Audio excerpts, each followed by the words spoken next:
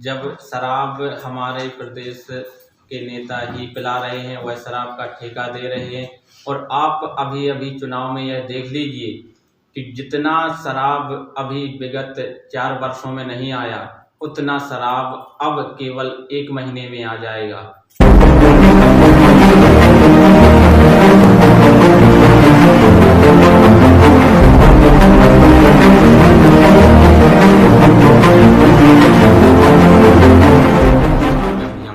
आप देख रहे राष्ट्रीय समाचार न्यूज।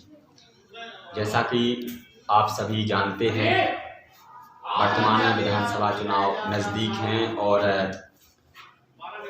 17 नवंबर को वोटिंग होनी है, जिसको लेकर जो राजनीतिक दल हैं, जो निर्दलीय लोग हैं, समर्थक हैं, जो चुनाव लड़ना चाहते हैं, वो लगातार अपने नामांकन फॉर्म की तैयारी कर रहे हैं और भरते जा रहे हैं। लेकिन आज हम सागर जिले बुंदेलखंड की सागर जिले की बंडा विधानसभा की बात करने जा रहे हैं। बंडा विधानसभा में बड़ा ही रोचक मुकाबला होने वाला है। बड़ा ही रोचक मुकाबला हम इसलिए कहेंगे क्योंकि बंडा में अब तक जैसे भाजपा और कांग्रेस 2 दल ऐसे थे जिनमें मुकाबला होता था, लेकिन वर्तमान में इस विधानसभा में कांग्रेस भाजपा के अलावा बीएसपी, आम आदमी पार्टी और भारतीय शक्ति चेतना पार्टी भी मैदान में उतर गई है। अभी कुछ दिन पहले बंडा विधानसभा में त्रिकोणीय मुकाबला कहा जा रहा था, उसके बाद चौथा दल सामने आ गया, 4 कोणीय मुकाबला बन गया। लेकिन आज जो कल भारतीय शक्ति चेतना पार्टी के द्वारा नामांकन फार्म जमा किया गया है, इस जो पार्टी है भारतीय शक्ति चेतना पार्टी के प्रत्याशी के सामने आने के बाद चारों दलों में कि समीकरण बिगड़ते दिख रहे हैं।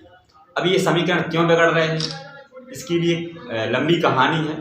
भारतीय शक्ति चेतना पार्टी ने बंडा विधानसभा क्षेत्र में लगातार भ्रष्टाचार और शराब माफियाओं के विरुद्ध लगातार आंदोलन किए और यही बात जो क्षेत्र की जनता है वो देख रही है।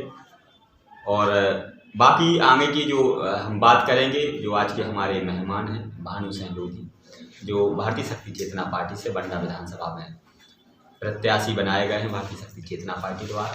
हम उनसे बात करते हैं, उनके क्या मुद्दे हैं, क्या उनकी राय है, किस तरीके से वो इस जीत में उतरना चाहते हैं। भानु जी, आपका बहुत बहुत स्वागत है। जी, सबसे पहले भैया आपका भी हार्दिक स्वागत और आपके साथ साथ इस बंडा विधानसभा की संपूर्ण मतदाता भाइयों बहनों और हमारे बंडा विधानसभा की संपूर्ण जनमानस के लिए मेरा सादर प्रणाम।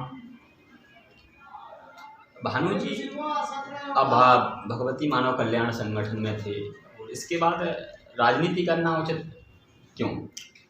देखिए, बिल्कुल आपने सही प्रश्न कहा, क्योंकि हम भगवती मानव कल्याण संगठन जो हमारा है वह समाज सेवा में विगत 15-16 वर्षों से सतत कार्य कर रहा है।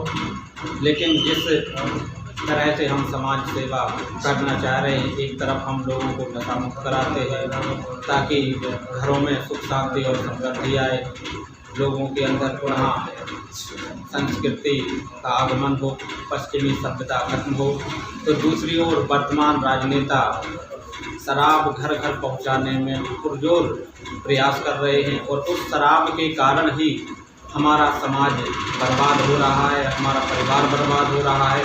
और उसी शराब के कारण ही जो हमारे नारी को भारतीय गौरव कहा जाता है, वही भारतीय गौरव का शोषण हो रहा है।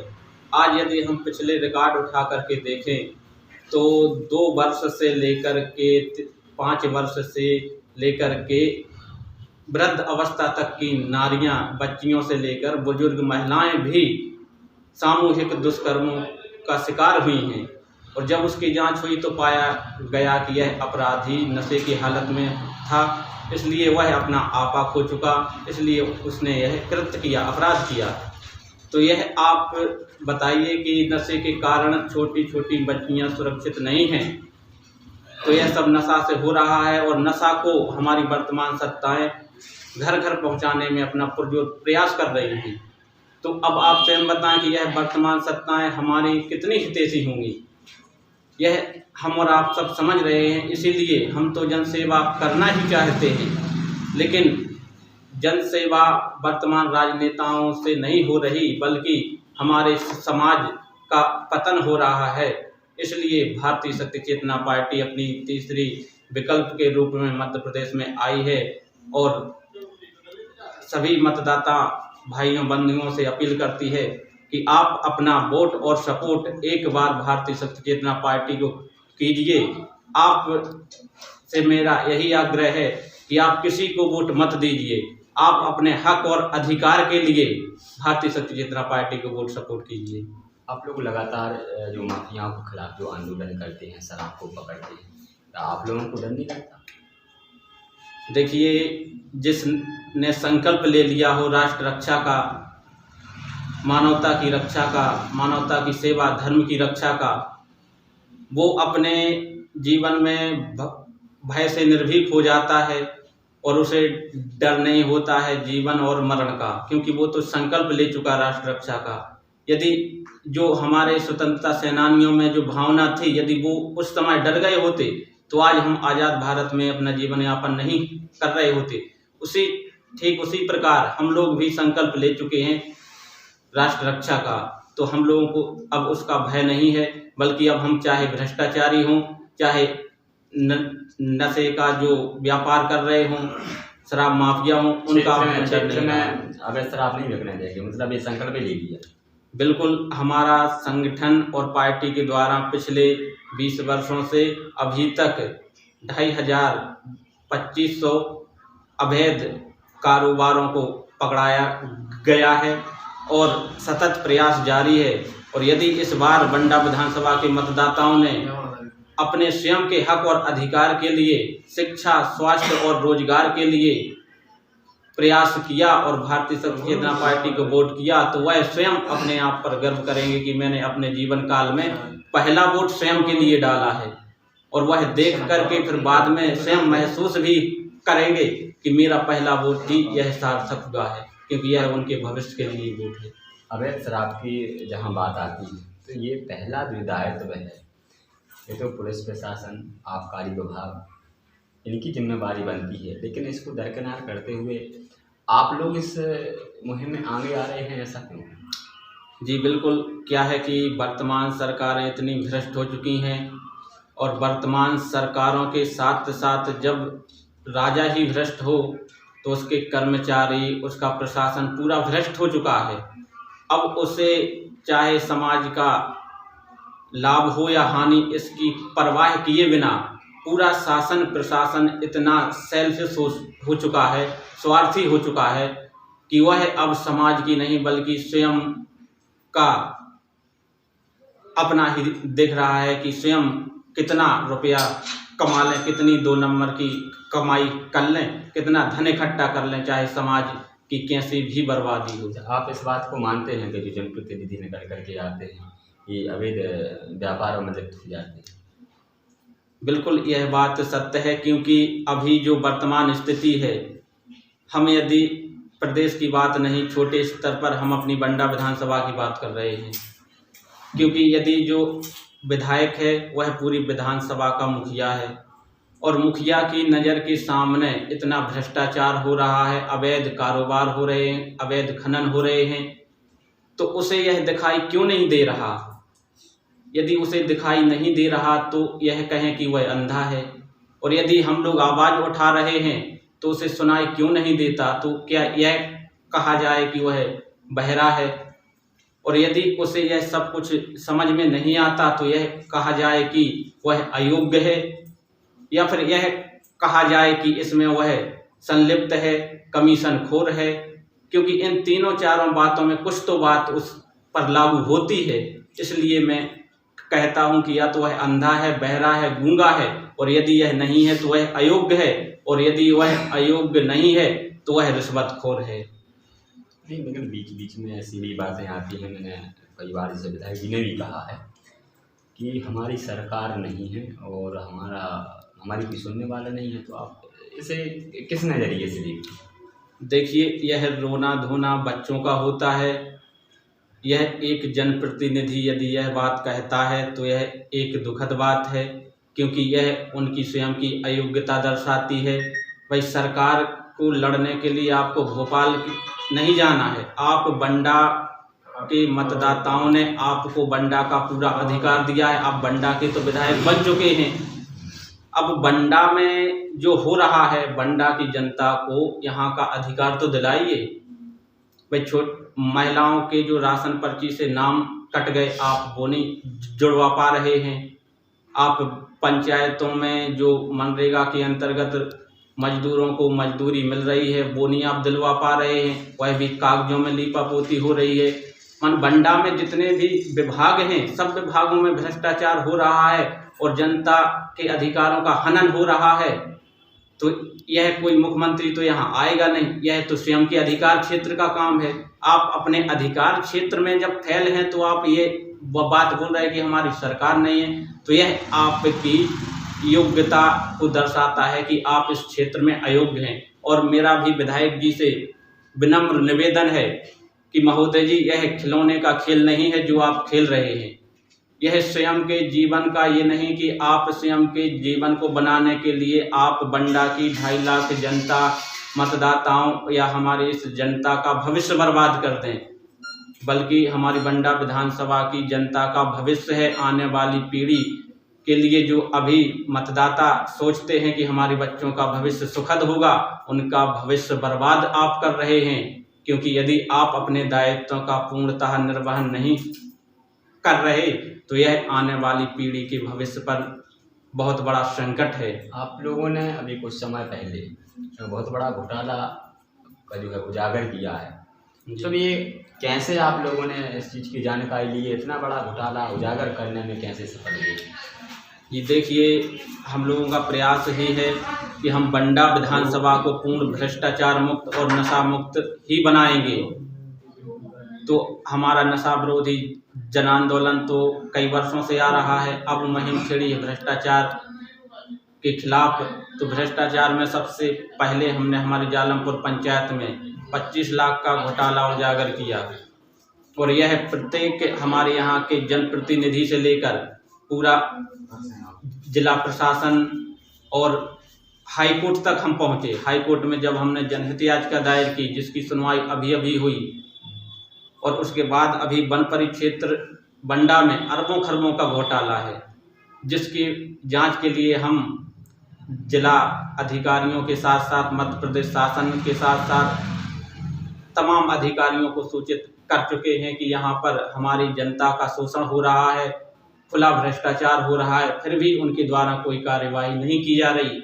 इसके लिए भी हम 1 महीने बाद पुनः हाईकोर्ट में जनहित के लिए जनहित याचिका दायर करने वाले हैं। इसे हम जैसे ये उजागर हो रहा है मामला, किसे दोषी माने?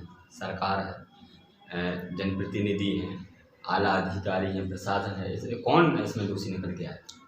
देखिए, इसमें दोषी सरकार भी है और आला अधिकारी भी हैं। सबसे दोषी तो है हमारे जनप्रतिनिधि, क्योंकि आज हमारे क्षेत्र का मुखिया जनप्रतिनिधि घर का मुखिया होता है। आप एक छोटे से परिवार से उदाहरण ले लें कि यदि परिवार का मुखिया चाह ले तो अपने परिवार का संचालन सुखद कर सकता है और अपने परिवार को बर्बाद भी कर सकता है। यदि आपके परिवार का इतना शोषण हो रहा है, आपका पैसा लूटा जा रहा है, आपकी मजदूरी जितनी ले रहे हैं उतना पैसा नहीं दे रहे, आपका हनन किया जा रहा है, फिर भी मुखिया मौन बैठा है, मुखिया को सुनाओ तो सुनाई नहीं देता, मुखिया को दिखाई नहीं देता, तो ये सब हमारे मुखिया की अयोग्यता का प्रमाण है। इसलिए हमारे मुखिया ही इसके जिम्मेदार हैं। और शासन प्रशासन तो आज इतना भ्रष्ट हो चुका है, वह तो चाहता ही है कि हम इस पद पर पहुंच करके कितना समाज को लूट सकें, क्योंकि आज प्रत्येक व्यक्ति चाहता है कि हमें छोटी से छोटी नौकरी लग जाए और नौकरी के माध्यम से यदि हमें वेतन भी ना मिले तो भ्रष्टाचार के द्वारा इतना रुपया कमा लेंगे कि बहुत ज़्यादा, क्योंकि यह हमारे भ्रष्टाचार हमारे पूरे प्रदेश में इतना व्यापक रूप ले चुका है कि बहुत ज़्यादा।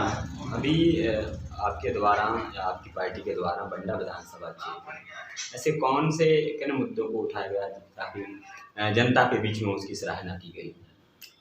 जी, सबसे पहला मुद्दा जो हमारा शराब मुक्ति का था और भ्रष्टाचार के खिलाफ जो आवाज़ उठाई जा रही है, इसमें हजारों हजार समर्थक हमारे साथ खड़े हुए हैं कि यह भ्रष्टाचार विरोधी जो गतिविधि भारतीय शक्ति चेतना पार्टी द्वारा चलाई जा रही है यह बहुत अच्छी है, क्योंकि भ्रष्टाचार ही हमारे समाज को बर्बाद कर रहा है। आज हमारी आंखों में भी आंसू आ जाते हैं जब हम देखते हैं कि कागजों में तो निर्माण हो जाता है, लेकिन यदि वह पंचायत स्तर का भी है तो पंचायतों में संबंधित हितग्राही को लाभ नहीं मिलता, लेकिन कागजों में मिल जाता है। पंचायतों में जो कार्य नहीं हुआ है लेकिन कागजों में हो चुका है, ऐसा सभी विभागों में हो रहा है। और मोटे स्तर पर भ्रष्टाचार के कारण ही हमारी बंडा विधानसभा की जनता का बहुत बड़ा शोषण हो रहा है। इसमें जैसे कि आपने कहा कागजों में हो रहा है, तो इसमें हम एक जनप्रतिनिधि को दोषी कैसे ठहरा सकते हैं? मान लीजिए बंडा विधानसभा का जनप्रतिनिधि है, विधायक जी, अगर किसी पंचायत में इस तरीके का कृत्य हो रहा है, भ्रष्टाचार हो रहा है, फर्जी मास्टर डाले जा रहे हैं, तो इसमें उस पंचायत का जनप्रतिनिधि दोषी होना चाहिए या एक विधायक? जी बिल्कुल होना चाहिए, क्योंकि परिवार का मुखिया जो होता है, परिवार के मुखिया का दायित्व तो होता है परिवार के प्रत्येक सदस्य की कार्य प्रणाली पर कि हमारा परिवार जो जिसको हम चला रहे हैं इसमें कहीं से शोषण तो नहीं हो रहा, हमारे परिवार की क्या क्या ज़रूरतें हैं, हमारे परिवार को किस समय क्या चाहिए, ये सब मुखिया की जिम्मेदारी हो जाती है। और यदि आपके परिवार में इतना शोषण हो रहा है, पंचायत आपकी विधानसभा में भ्रष्टाचार हो रहा है, आवाज़ें उठाई जा रही हैं, किसान यूरिया के लिए तरस रहे हैं, विद्यार्थियों को बच्चों को शिक्षा नहीं मिल रही है, हमारे क्षेत्र में चिकित्सा नहीं है, छोटे छोटे से इलाज को यहाँ से लिख दिया जाता है कि रेफर टू सागर, तो आप क्या दे पाए? ना शिक्षा दे पाए, ना स्वास्थ्य दे पाए, ना रोजगार दे पाए। यदि प्रशासन की जिम्मेदारी क्या है? देखिए, जितनी हमारे मुखिया की जिम्मेदारी होती है उतनी ही प्रशासन की होती है, लेकिन सबसे ज़्यादा जिम्मेदारी होती है घर के मुखिया की, क्योंकि मुखिया जो मांग करेगा प्रशासन उसको उसके साथ में हल करने के लिए तत्पर बैठा है, लेकिन मुखिया को कुछ आता ही जाता नहीं है। और जैसी बात आती है रोजगार की, लोग कहते हैं कि हमारे क्षेत्र से में कोई रोजगार नहीं है। हम भी देख रहे हैं कि हमारे क्षेत्र के हजारों हजार बेरोजगार अन्य प्रदेशों में पलायन हो रहे हैं, मजदूर भी पलायन हो रहे हैं, लेकिन हमारे यहाँ रोजगार भरा पड़ा है, लेकिन जनप्रतिनिधियों को वह दिखाई नहीं देता। हमारे यही क्षेत्र में उजनेटी से लेकर के रतनपुर में काला पत्थर निकलता है। काला पत्थर जिसे काला सोना कहा जाता है, विदेशों में जा रहा है, अन्य राज्यों में पहुंच रहा है, जिसका बहुत महंगा रेट है, जिसका टाल्स और मार्बल्स बनता है। हम यहाँ से कच्चा माल भेज देते हैं। यदि हमारे जनप्रतिनिधि चाहते कि वह कच्चा माल यहीं पक्का माल में निर्मित हो तो यहाँ पर आप फैक्ट्री खुलवाइए। यदि फैक्ट्री खुलती तो उसमें कितने मजदूर लग जाते, कर्मचारी लग जाते। और जब टाल्स और मार्बल्स जो हम बाहर से लेकर के आते हैं, इसमें टैक्स, किराया, भाड़ा भी जुड़ा हुआ है जो हमें महंगे दामों में मिलता है। हमें यहाँ सस्ते दामों में भी वह मिल जाता जिसमें भाड़ा नहीं जुड़ा हुआ। और जब हमारे यहाँ फैक्ट्री खुलती तो रेस्टोरेंट भी खुलते, भोजनालय भी खुलते, बहुत सारे रोजगार के अवसर थे। और हमारी बंडा विधानसभा से इमारती लकड़ी भी कच्चे माल के रूप में बाहर जाती है। यदि वो चाहते तो यहीं फर्नीचर बनाने की फैक्ट्री भी खुलवा देते तो रोजगार मिलता। और सौभाग्यवश यदि जो भी कहा जाए कि सौरई में एक फैक्ट्री है तो इसमें भी हमारे क्षेत्र की जनता को रोजगार मिलता। जब यहाँ की फैक्ट्री से आप देख रहे हैं रोजगार नहीं मिल रहा है, अभी नहीं मिल रहा। उस फैक्ट्री से जब आप देखिए कि इतना प्रदूषण निकल रहा है, जब हमारा क्षेत्र उस फैक्ट्री का प्रदूषण झेल रहा है तो हमारे क्षेत्र को लाभ भी मिलना चाहिए। लेकिन उस फैक्ट्री में आप जाएं तो बाहर के मजदूर कर्मचारी पड़े हुए हैं जो निम्न लेवल के मजदूर होते हैं, वो हमारे यहाँ के हैं। आपने अभी कहा कि महिलाओं के साथ नशे के माध्यम से जो है दुराचार होता है। जी। लेकिन मध्य प्रदेश के सरकार के मुखिया तो ये कहते हैं कि हमारे यहाँ महिलाओं को हम सशक्त बना रहे हैं, महिलाओं की सुरक्षा लगातार कर रहे हैं। देखिए, अब मध्य प्रदेश शासन की तो जितनी वो की जाए कम है कि हमारे मामा जी ही दो मुखी मामा हैं, एक मुख से कुछ कहते हैं और करते कुछ हैं। क्योंकि यदि वास्तविकता में यदि आप महिला सशक्तिकरण के लिए काम करते तो सबसे पहला, यदि महिला को सशक्त बनाना है तो आप शराबबंदी कर दीजिए। जो अदर पार्टियां हैं जो मंच से घोषणा कर देती हैं कि शराब बंद होनी चाहिए, शराब पीना बुरी बात है, लेकिन उन्हीं पार्टियों के दिलों में मैंने देखा है रैलियों में लगातार लोग शराब पिए करते हैं। बिल्कुल, देखिए, जब शराब हमारे प्रदेश के नेता ही पिला रहे हैं, वह शराब का ठेका दे रहे हैं, और आप अभी अभी चुनाव में यह देख लीजिए कि जितना शराब अभी विगत 4 वर्षों में नहीं आया, उतना शराब अब केवल 1 महीने में आ जाएगा। और शराब इन्हीं के कार्यकर्ताओं द्वारा गांव-गांव पहुंचाने का कार्य भी किया जा रहा है, अभी से शुरू भी हो चुका है। और यदि आप शराब ना पिलाएं तो वह जनता जागरूक हो जाएगी, वह समझ जाएगी, तो वह आपको वोट नहीं देगी, वह वोट अपने हक और अधिकार के लिए भारतीय शक्ति चेतना पार्टी को वोट करेगी, यह मेरा विश्वास है। अवंती सेना संघ से जुड़कर सामाजिक कार्य करें। शोषित, पीड़ित, वंचितों की आवाज बुलंद करने अवंती सेना संघ से जरूर जुड़ें, अपना सहयोग प्रदान करें। पदाधिकारी बनने के लिए स्क्रीन पर दिए गए नंबरों पर संपर्क करें।